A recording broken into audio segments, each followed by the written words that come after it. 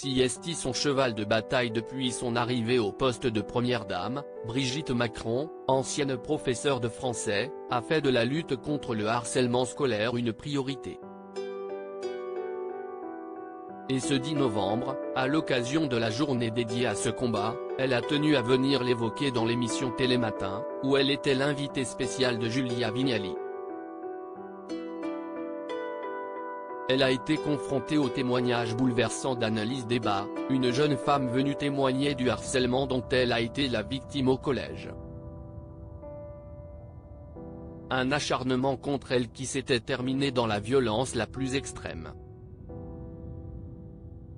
Le 23 septembre 2014, quand j'étais en 4e, quelques semaines après la rentrée, les personnes qui me harcelaient à l'école ont tenté de me tuer en me renversant un bidon d'essence entièrement sur moi et en me menaçant avec un briquet pour mettre le feu sur moi, a-t-elle révélé, toujours aussi choquée 8 ans plus tard.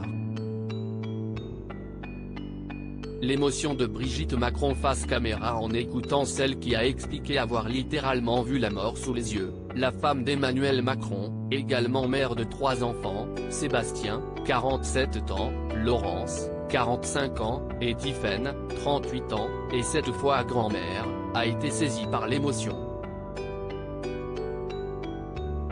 La voix nouée, elle a d'abord réagi avec difficulté. CIST impossible à entendre, a-t-elle déclaré avant de se reprendre et de poursuivre, CIST impossible à entendre car Annelise a tout. Vous entendez la manière dont elle en parle, son intelligence, elle a tout. CIST peut-être pour cela qu'on a cherché à la détruire.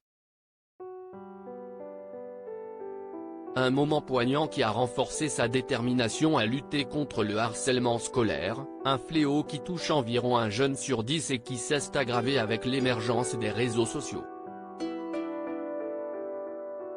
Aujourd'hui CIST 24 heures sur 24, CIST No Limit, a-t-elle révélé à la journaliste, compagne de Kad Merad.